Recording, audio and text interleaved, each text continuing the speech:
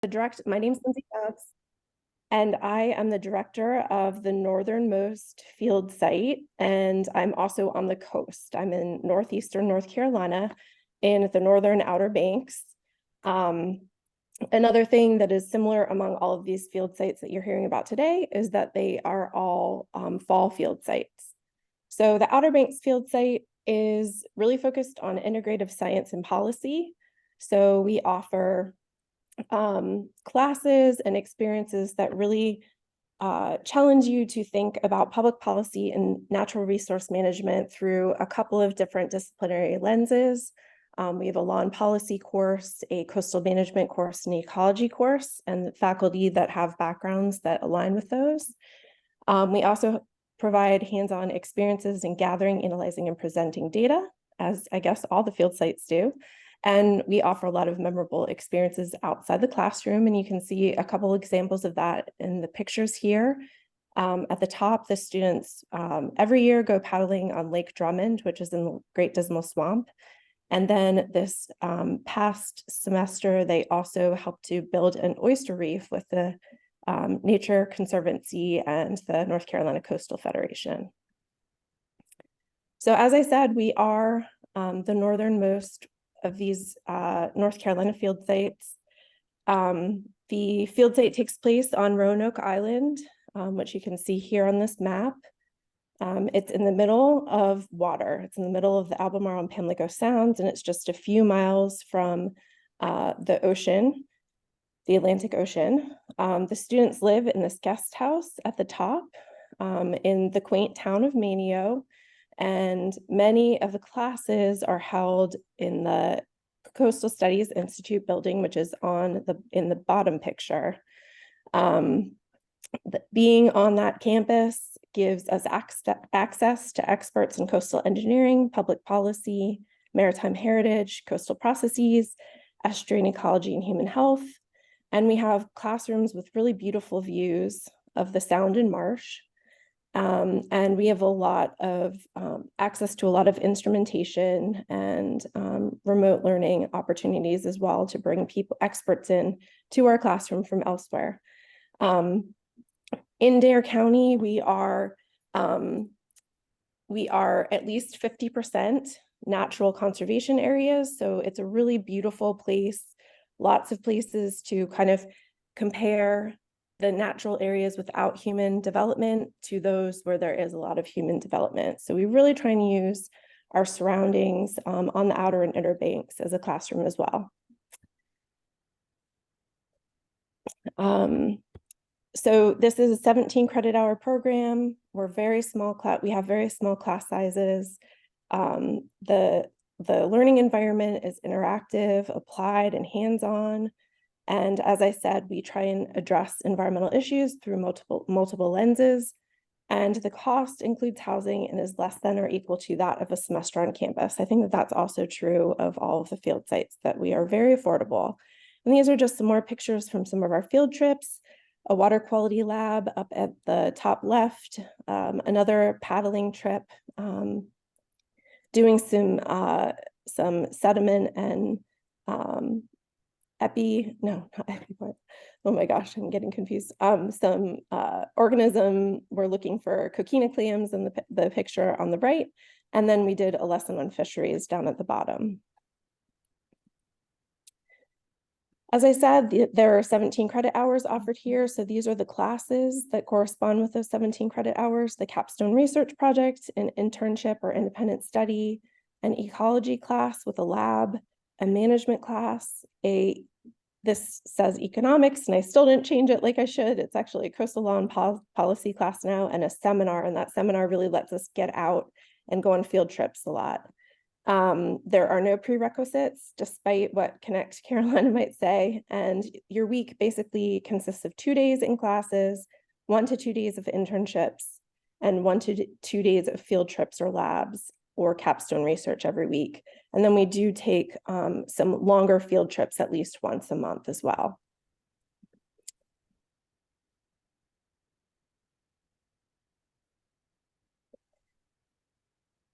Okay, so the internships, as I said, You can either do research with a researcher at the Coastal Studies Institute, or you can do an internship with one of our partners that you can see on the right: planning departments, law firms, public defender's office, state and federal government agencies, research institutions, non-governmental organizations, environmental education facilities, and environmental consultants have all been our mentors in the past.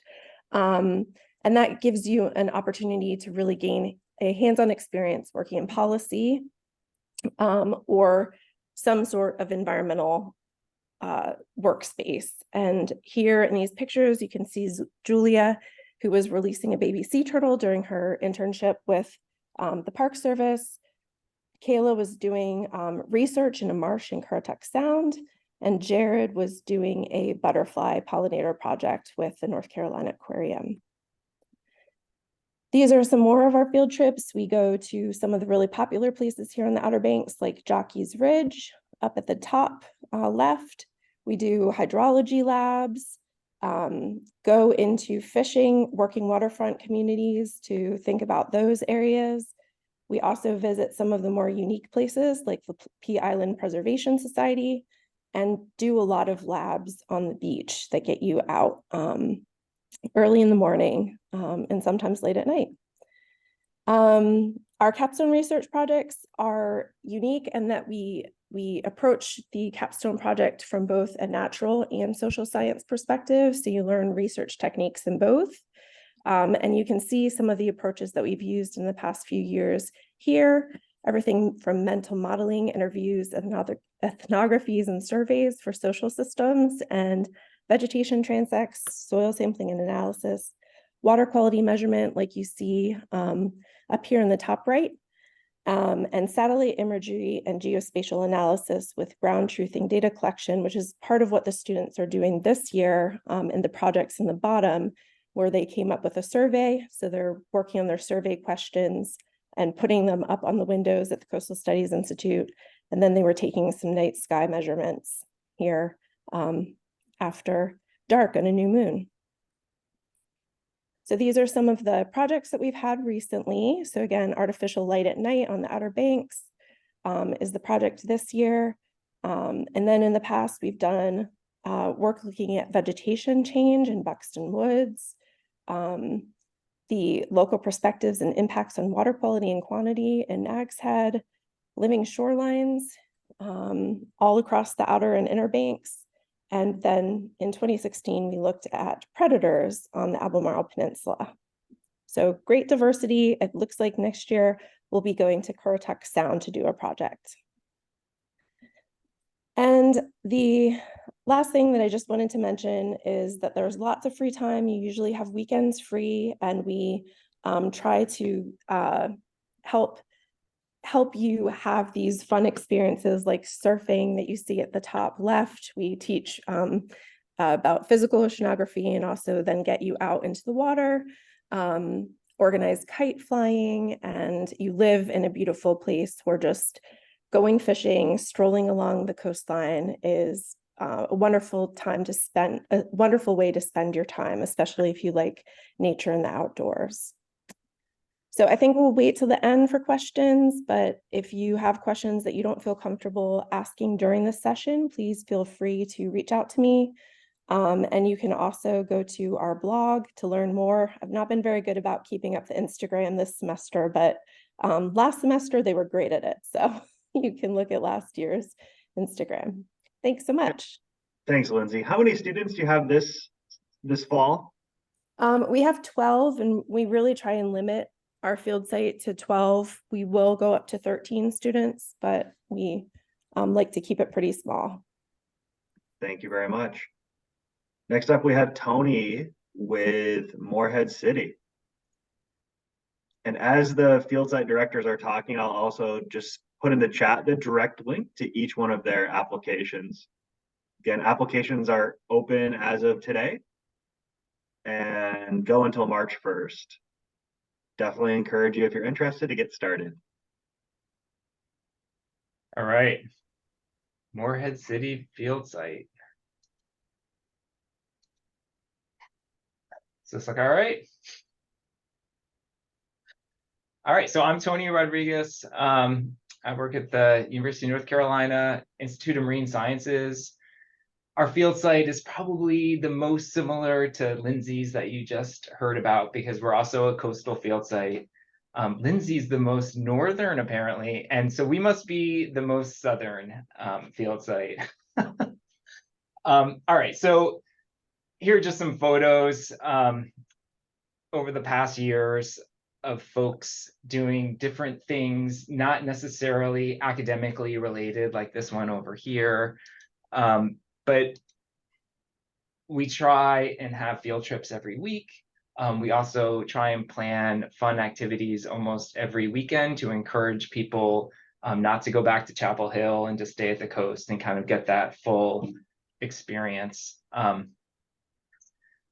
If you go to the Morehead City field site, you will fulfill many requirements. So you essentially, with one additional class, you will have fulfilled all the requirements for a marine sciences minor. So that's good. We have a new, through the Department of Earth, Marine, and Environmental Sciences, we have a new concentration in marine biology and ecology. And you'll fulfill about half of those requirements for that concentration. And then we also fulfill, like all of the field sites do, environmental sciences and studies majors. All of the credits you'll be receiving from any of the field sites will count towards that. And here's my information. Definitely reach out. Like if you want more information or a friend of yours is interested in the Morehead City field site and they missed today, you know, I can give them a synopsis of this on Zoom personally. It's not a big deal. We really just want people to come to these field sites. They're all excellent. And like Lindsay said, it doesn't really matter which one you choose, just choose one. I think what they all provide that you might be missing or wanting on campus is we kind of break down the barriers between professors and students. So you are seeing the professors at IMS, you know, every day, you know us personally. We get to know you really well. And what that means is that we can write these excellent recommendation letters for you to help you get to that next level in life, whether it's graduate school or a job or a fellowship. Most folks have, you know, do just fine in school. They have good grades. And what sets you apart from everyone else are these recommendation letters. And the more personal those recommendation letters are, the better they can serve you. And that's what all the field sites will provide for you. Okay, so what are our courses like? So it's 16 credits in total.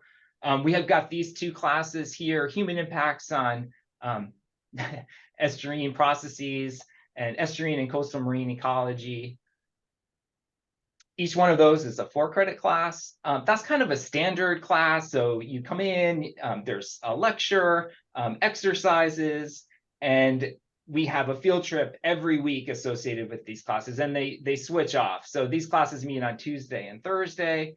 And then on Monday, that's where the 4th credit comes in, and that's an alternate field trip. So one Monday, it'll be associated with 471, and then the next Monday, 448. And they're, you know, half day to full day field trips. And then you'll also be doing independent research. A lot of students turn their independent research project into an honors thesis. And so they might come back and spend another summer at the Institute of Marine Sciences collecting additional data, and then they'll sign up for honors thesis during their senior year. And then we have a capstone project, just like all of the field sites. And then we have this seminar on marine issues. This is one of my favorite classes, and we just had seminar today. So you get to have lunch with the seminar speaker, who's an outside speaker. And then they give their seminar, and then you spend an hour as a group. You've read one of their papers, and you get to ask them questions, not only about their research, but also about, you know, how did you end up working for NOAA, and, you know, what was your trajectory, your career trajectory. So yeah, it's also very helpful for next steps. All right. So where are we located? Why don't I minimize this? There we go. We're located down here. I've kind of chopped off the map with the AI slide generator I used. Apologies. but we're at the southern part of the Outer Banks, and Lindsay's up towards the northern part of the Outer Banks. Here's kind of a Google blow up of where we are. The Institute of Marine Sciences is this blue dot. So we're right on Bogue Sound. And this is the open ocean, the Atlantic Ocean out here. We have a strange oriented coastline in this part of the world. So we're actually oriented, this is oriented to north. So our coastline faces south right here because North Carolina has those strange right angles. You'll be staying in the coastal quarters, very close. So within, less than a mile, you can walk or ride your bike or drive your car. Parking at all of these field sites is really easy. This is what our campus looks like from above. This is our building. The Division of Marine Fisheries is right here. You'll be staying in apartments. So we use NC State's housing at the coast. They recently purchased an apartment building. It's a nice facility. You have your own kitchen on the first floor that has everything you will need. I don't think it has a coffee maker, so you'll have to bring your own coffee maker. They're sparsely furnished, but the intention is you come and you can cook your own food. These apartments, it'll either be 3 people or 4 people per apartment.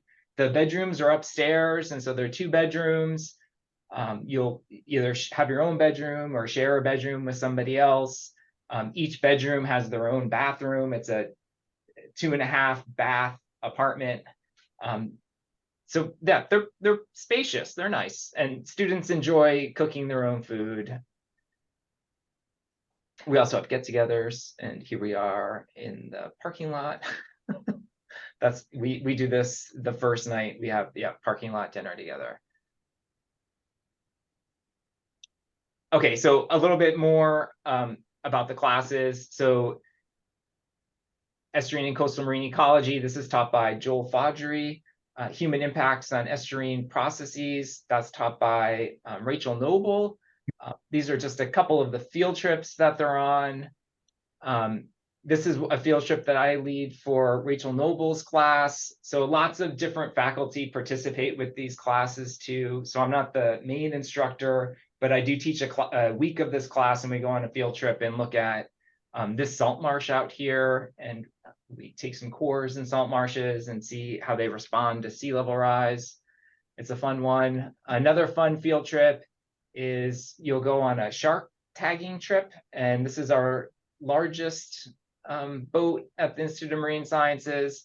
And so you get on this, and let's see, this is supposed to be a movie. There we go. So you get on this boat, and you leave pretty early in the morning, and you head off to Shackleford Banks. And here they are taking off. It can be rough out there, so we have lots of recommendations on how to not get seasick. So we're making our way across the Atlantic Beach Bridge right here. So this is the bridge that takes you from Morehead City onto the barrier island. So the first thing we need to do is collect some bait for the sharks. And so we set out this trawl, and you can see that it's filled with bait fish and other things too that get thrown back in. So there's a hammerhead. And so this is Joel and helpers putting fish on the hooks, and they bait the hooks, they set them out. You're going to be helping through all of these different stages. And then they put these buoys on the line, and eventually the line just kind of sits out there for about a half an hour to 45 minutes. And the sharks eat the bait and they get hooked. And then this is what the line looks like.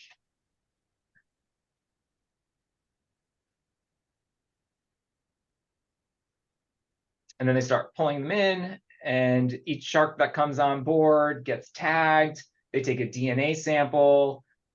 They measure the length of the shark and some other things. and they get the sharks back in the water too. So I mean, we're not killing the sharks here. We're just trying to get some information on how they're doing because they are top predators. And that's what one of the tags looks like. All right.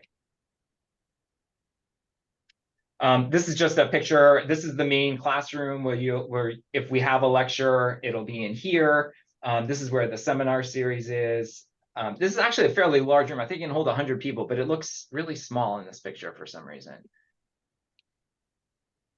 So the capstone research project, this is from a couple of years ago, and we were looking at these outwash ponds that formed after Hurricane Dorian on Core Banks. And we were trying to see, how the formation of these ponds have changed the ecology. And so we had the students break up into smaller groups. And this group here, they were interested in looking at what fish and crustaceans are living in these ponds. We also ended up camping. There was a lot of data to collect, and this island is difficult to get to. So it was really efficient for us to do an overnighter. So we did that. And this is what our setup looked like. And so we would go out to this island just about every week. And again, the transit back and forth was a couple of hours, and we had to take a ferry every time or our own boats. So yeah, it was really beneficial to spend the night out there. Independent research projects, we're really lucky in Morehead City because we have a really vibrant research community out here. So we're very close to Duke Marine Labs. They're about 10 minutes away from us. And so when you come here, the first thing we do is actually the summer before you come, we hook everybody up with an independent research project. And we spend all summer figuring this out. So as soon as you get down here in Morehead City, you'll have a project already lined up. In that first week, you can start research. And that project might be with someone at Duke Marine Labs. It could be with someone at NC State. Most people work with IMS and UNC faculty. We also have an aquarium that people work with down here. There's a giant NOAA lab, and lots of students get placed with NOAA. So there'll be like a whole list of researchers and projects in all of these different topics and more that you can participate in. And our students do really well. Sometimes their research projects get picked up by media, and in this case, it's UNC media. This is Joey Carter looking at wave dampening, the services that salt marsh provide, and one of them is wave dampening, and she was trying to quantify that. And this is my last slide. That's all I've got, and we can do questions at the end. Thanks, Tony. As Rada is setting up. Ken, it says you have disabled screen sharing, so I'm not able to share. Oh my gosh, I think that's because you might have left for a moment. My bad. Sorry. All right, as Rada is setting up, I'll ask Tony the same question I asked Lindsay. How many students this fall, Tony? We have 15 students, and we could probably do, we've done 18. We're limited because only a certain number of people fit on boats. That's kind of our limitation. Are you able to see my screen? Yeah, it looks great. What a beautiful day. I love that scene. I saw that scene when I was out there, except it was autumn. So it was even yes. Good afternoon, everyone. I just wanted to tell you a little bit about the Highlands field site. So if low elevation and not a lot of modulation in terms of altitude is not as appealing as hiking through lots of big mountains in the region, then Highlands might be a good site to consider. This is a picture at the lake from the Highlands Biological Station where you will spend your entire semester. The actual housing, all of the teaching labs and the research labs are located at Highlands Biological Station, and this is right outside of your door. On the left-hand side of this picture, there's a teaching pavilion in there that we often have our classes in. So just a beautiful scenery in the, near the Southern Appalachian Mountains. So the Highlands field site is really focused on ecology, conservation, and science communication. And we do get to explore the great outdoors significantly. I know we say this over and over again, but you get loads of hands-on experience. And a big part and the appeal of all of these field sites is that you spend tremendous amounts of time outside. You are getting hands-on experience with basically every class. And so we typically spend more time outside than we do in our classrooms. And of course, we get to explore really incredible places and spaces. You will have an independent research project as well as a capstone research project. And I'll basically expand a little bit more on the field trips as well as the creative writing aspect of this. So, excuse me. Basically, the goal of this is really to explore the mountain terrains, right? And explore science communication. Whoops, that went way too fast. So just like with all of the other field sites, you have your semester-long group project as a capstone in which you're tackling an environmental research question, which is really amazing. And you get to learn how to work together as a team, and you get to present your research at the end of the semester. We also have a remote sensing and landscape analysis class. And in this particular class, you really get to learn the impacts of landscape from different perspectives. So you get to learn how to utilize different imagery, including satellite imagery. You get to learn how to fly drones, which is super fun. And then you learn how to process and analyze all of this data and characterize land cover use. And so really trying to understand how this is changing over time, especially landscape features, because as we know, human impacts, we're constantly expanding the impermeable surfaces, and really it is important for us to be able to know how to measure this and then overlap it with the research that we're interested in, especially pertaining to how it's influencing the environment. Of course, you have your independent research project, and these are really cool because you get paired up.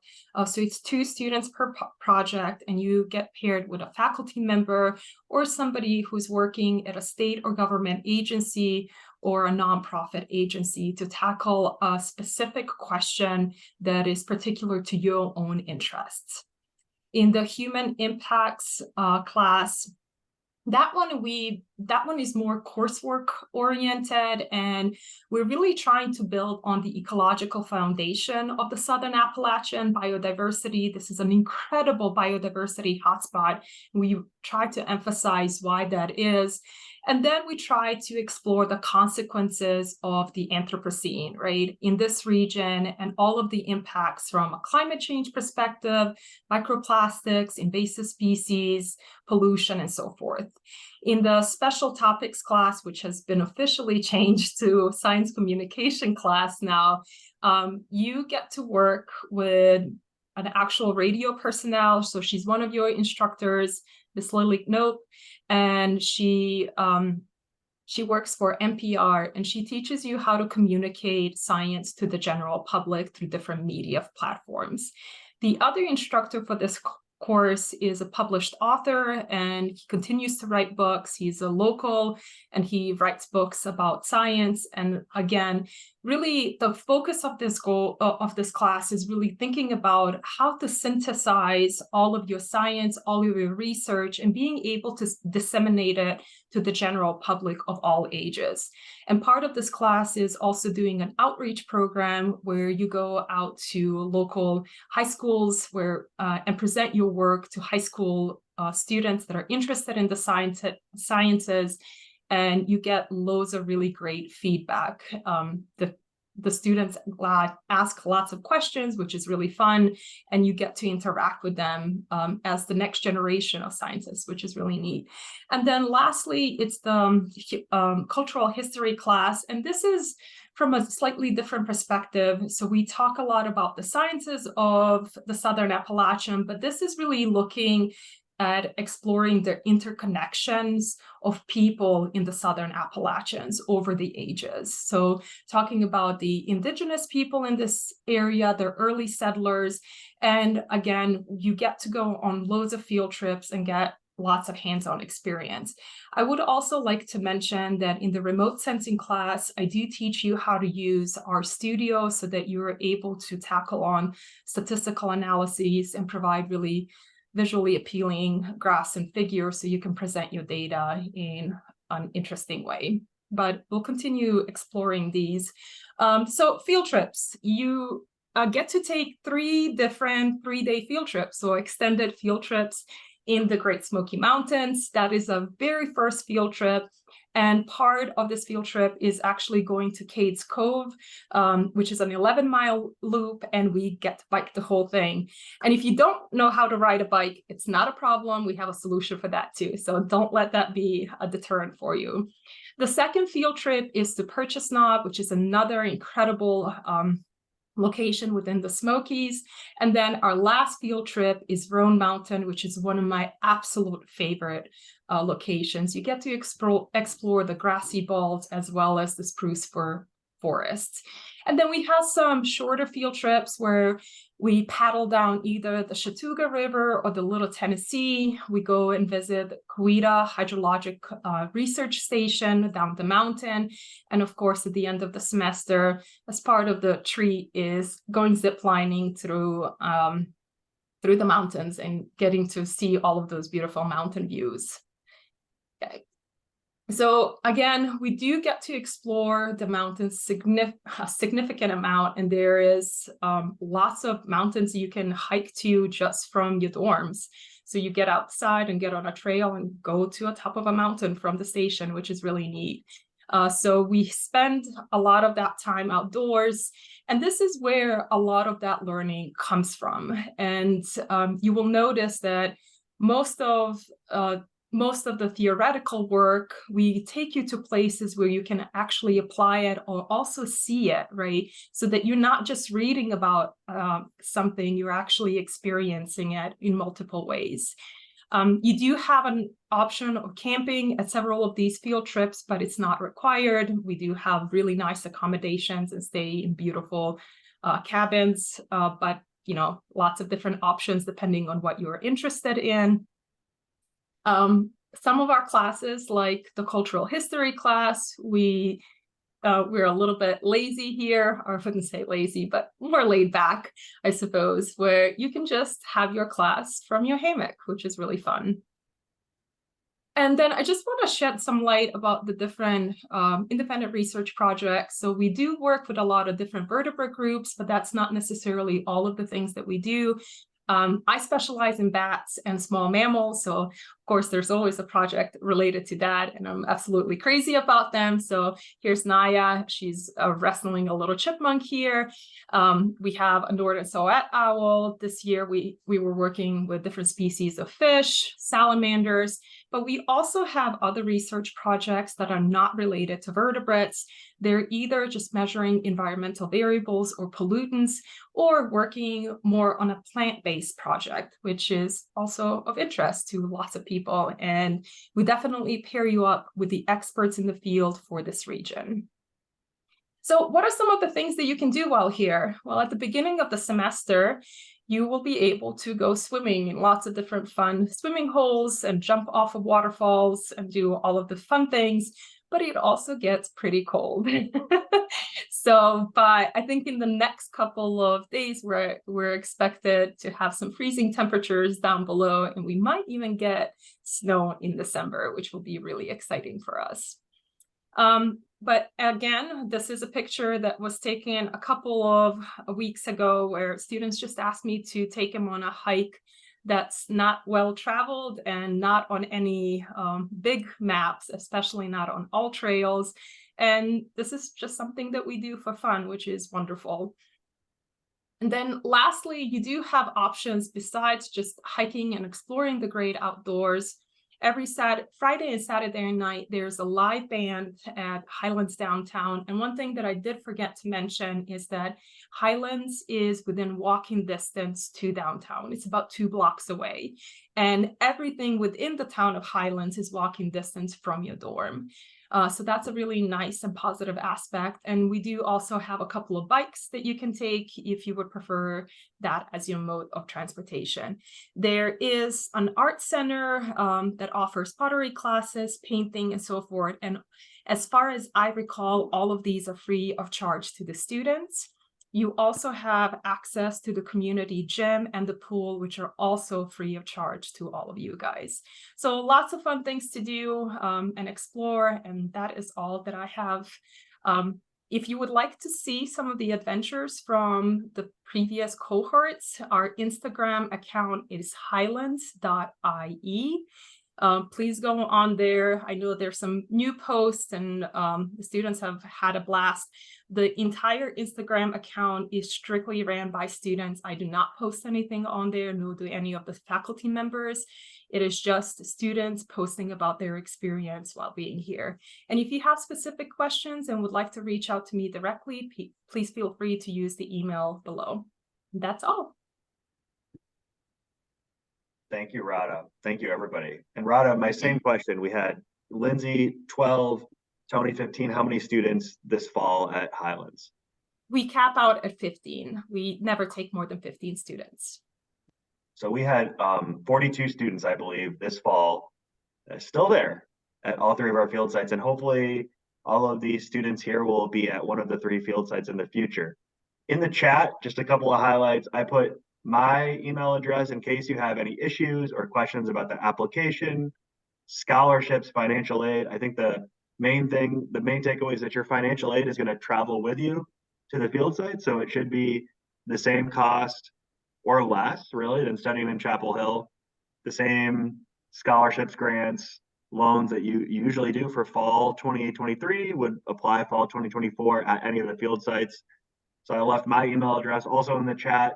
Are the email addresses for each one of the field site directors if you want to reach out to them individually to get more information. And then I also have the direct link where you can learn about all 3 field sites and go to the individual program pages to apply. But I want to now open it up for questions to any of our wonderful field site directors. Seriously, you can't go wrong with any of these. I love what Tony said about the opportunity to really learn outside of the classroom and have deeper connections with these faculty leaders and their associates that teach these classes and the guest lecturers that come in. And then you're going to make lifelong connections with the other students on the programs too. It's if you go abroad or you go to one of these field sites for 3.5, 4 months, you're going to make lifelong connections, deeper than you really can in a typical classroom environment. So I really think college is the best time of your life to take advantage of these opportunities. And I've only been here at UNC 1 year, and I am super proud that we offer these opportunities for students. I had a chance to visit 1 out of the 3 so far. I hope to visit all 3, but I really saw how close-knit the students were, and also, how into the research and how hands-on the experience was for them at the site. And all 3 are gorgeous. I'll open it up. Ken, did you mention that it's in-state tuition for out-of-state students too? That's correct. So the cost that you see online for each one of the field sites is the same cost, whether you're in-state or out-of-state. So for an out-of-state student, this is an even better deal. It's a better deal. Can you believe it? It's awesome. I have a few questions for Dr. Rodriguez. I guess this could apply for any of the field sites, but so are the applications, I've heard they're first come, first serve.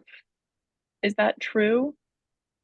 Yeah, pretty much. So we haven't had a year yet by that we've filled up, at least my site hasn't filled up before the deadlines passed. There seems to be a lot more interest, but like get your application in early. But we seldom disappoint people. And yeah, if like last year, I think Rod has filled up really quickly, and we tried to redistribute some people to the other field sites. Yeah.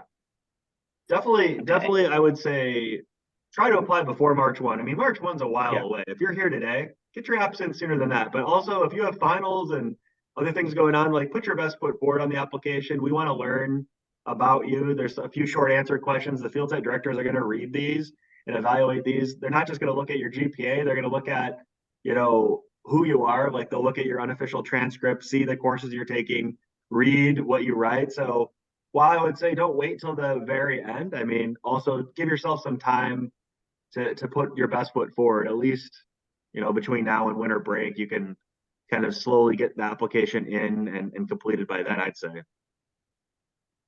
I mean, we also might just accept everybody too. We want to make our programs as accessible as we can, I'd say, like our goal, but there is a limit. You know, each one of these sites can only fit so many students, or else it wouldn't be a field site. It'd be chaos. I would also like to mention that I mean that's definitely true for me, but I don't necessarily just look at the GPA. That's the least important aspect for me. I really love reading your answers. And what I care about is that you truly want to be part of this experience. And also at the end of the semester, the field sites tend to be an actual GPA booster. I've never had a student make anything lower than a B in a class, and most of them come out with all A's. So just another pro to that whole concept.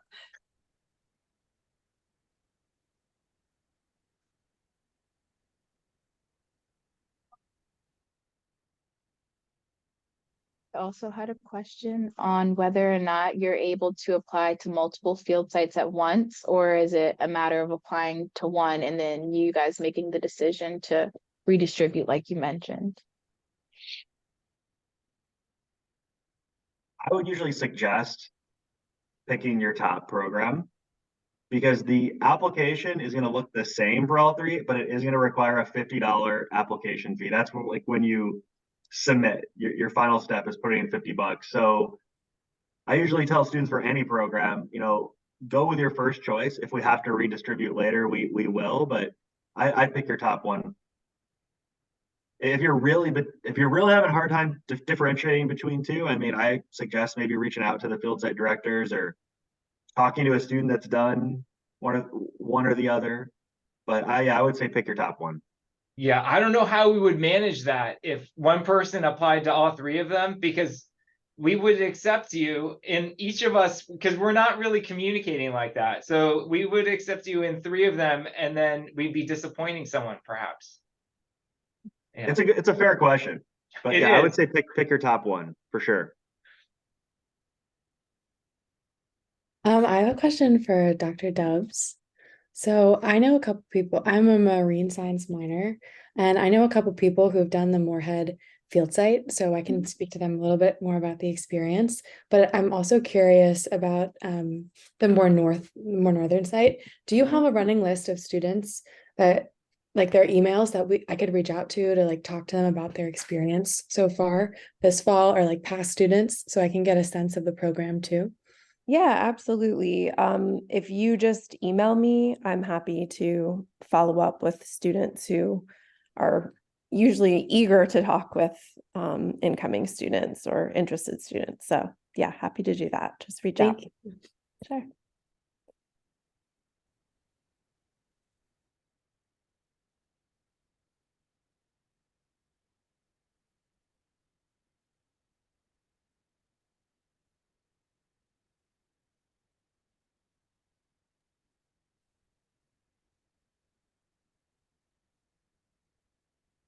When you apply for any study abroad program, including these field sites, you do automatically put your name in the hat as long as you opt in for over $1 million in scholarships that the study abroad office gives out. So you'll see when you go into the application, you can opt in to being considered for scholarships.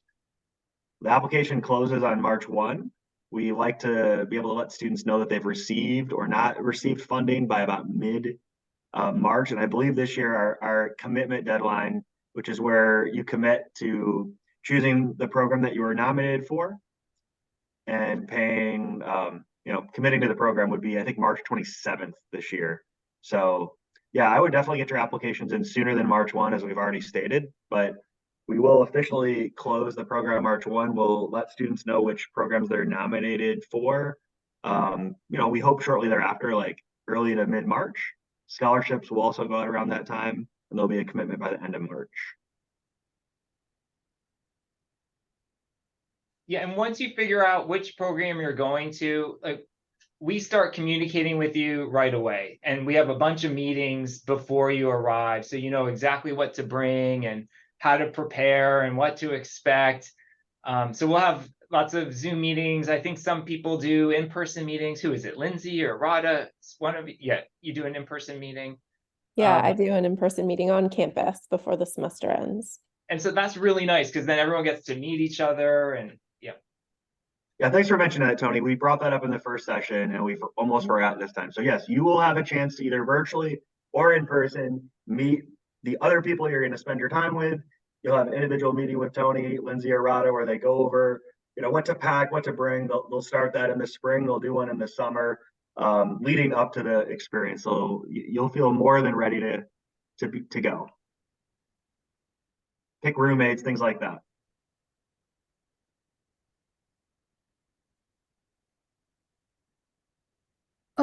I have a question for the Morehead City field site. So like I'm interested in marine biology and marine ecology. So where can I get like more information about like what kind of like biological aspects or like ecological aspects like they will offer? Yeah, I can, will you send me an email? And Okay. I can forward your name to Joel Fodry or Rachel Noble. They're more on the biological side. Are you interested in things that are crawling and swimming, or things that you need to look at under a microscope? No, like I'm most interested in like sharks like that. Like you talk about Okay. like tagging sharks like that. Yeah.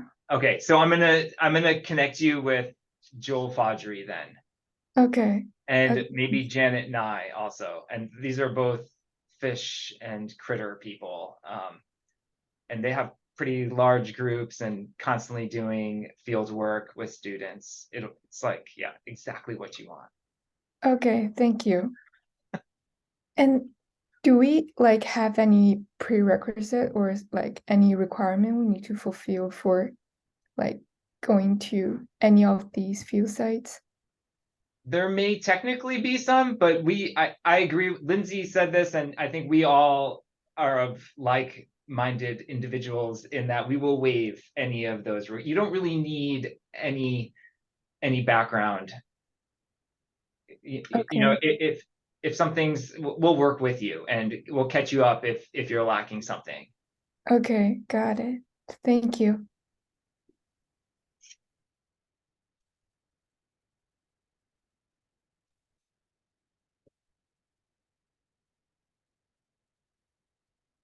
I want to be respectful again of everyone's time, but I'm so pleased that we had 20 students in total here today to learn about these 3 field sites. We very well may do one more of these maybe in January. We'll discuss that as a team and decide.